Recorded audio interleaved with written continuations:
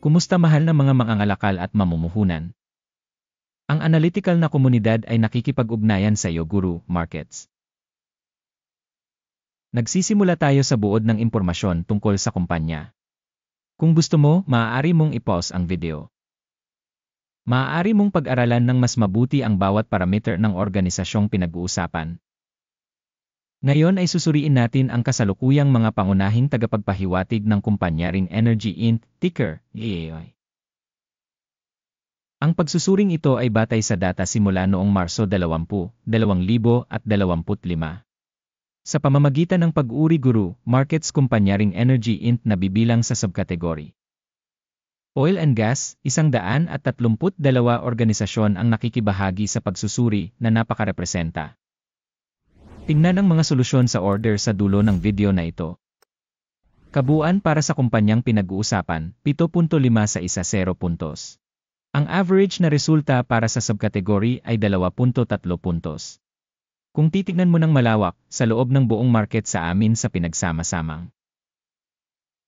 Tignan natin, ang average na resulta para sa stock market sa kabuuan ay 1.9 puntos. Laban sa score na 7.5 puntos mula sa Ring Energy Inc. Paghahambing ng dynamics ng share price ng kumpanya Ring Energy Inc. at pagbabahagi ng subkategory. Makikita natin na over 12 months ang stock Ring Energy Inc. nagpakita ng pagbabago ng minus 34.2%. Laban sa dynamics ng presyo sa subkategory na 3.3%. Hindi ito malinaw na nagpapahiwatig ng anuman, ngunit dapat nating isaisip ang katotohanan ito. Market capitalization ng kumpanya Ring Energy Inc. ay $0.25 bilyon. Na may subkategory na capitalization na $2,619 bilyon. Ring Energy Inc. may bahaging 0.00% at isa sa napakaliit na kumpanya sa subkategory. Ang capitalization ng balance ng kumpanya ay tinatayang nasa $0.85 bilyon. Ang capitalization ng balance sheet ng subkategory ay $1,607 bilyon.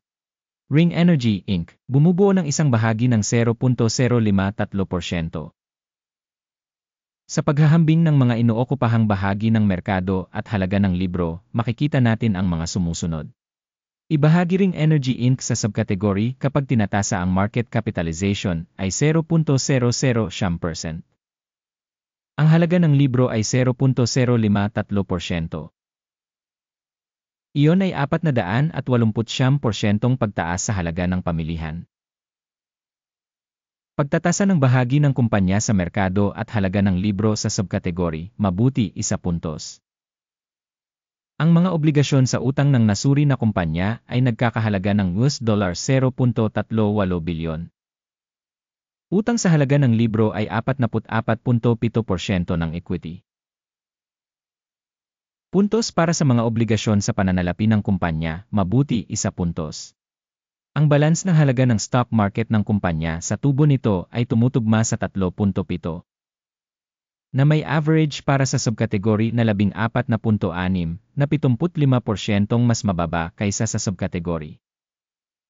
Pagtatasa ng halaga ng merkado ng kumpanya sa kita nito kumpara sa mga organisasyon ng subkategory, napakahusay, 2 puntos.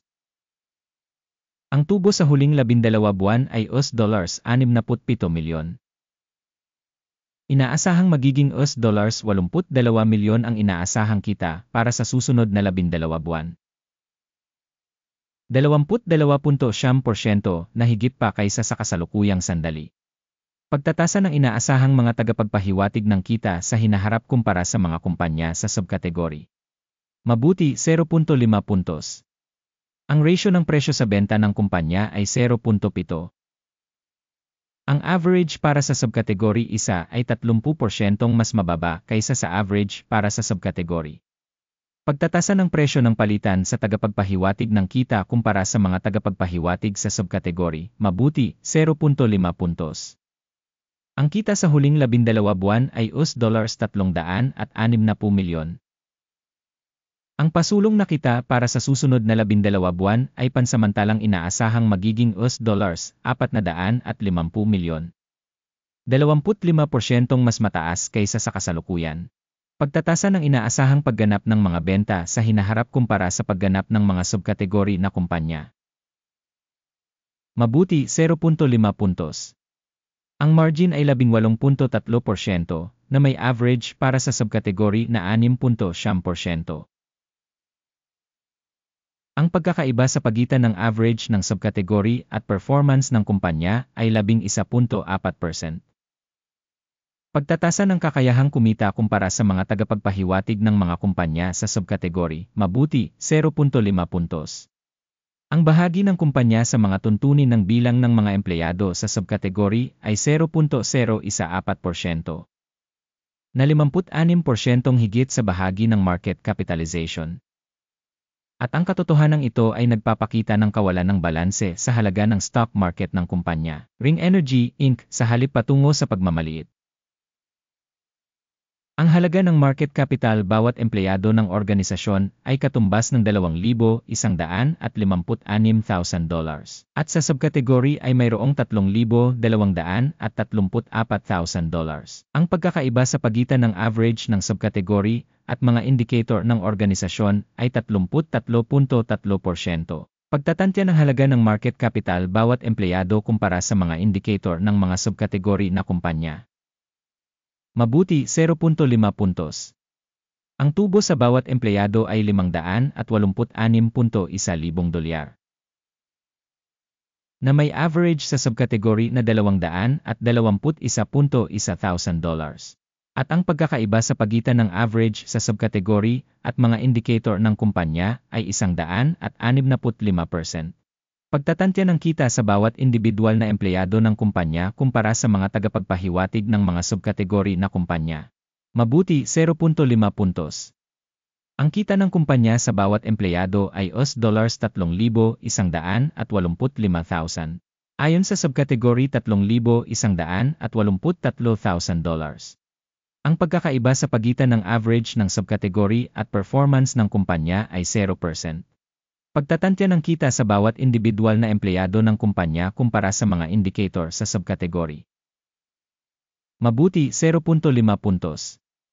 Ang dami ng maikling transaksyon ay 8.6% na may average para sa subkategory na 2.3%. Ito ang pagpapahalaga ng isang maikling pisil. Tagapagpahiwatig Res 14 na nagpapakita ng antas na 51% para sa kumpanya Ring Energy Inc. Habang sa subkategory ang antas ng RC, 14 na, ay humigit kumulang 63%.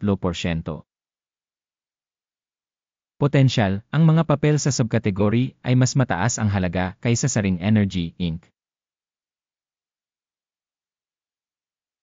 Ang kasalukuyang presyo ng pagbabahagi ng kumpanya ay humigit kumulang $1.25. Ang pagtatantya ng presyo ng pinagkasunduan para sa mga pagbabahagi ng kumpanya ay humigit kumulang $2.76.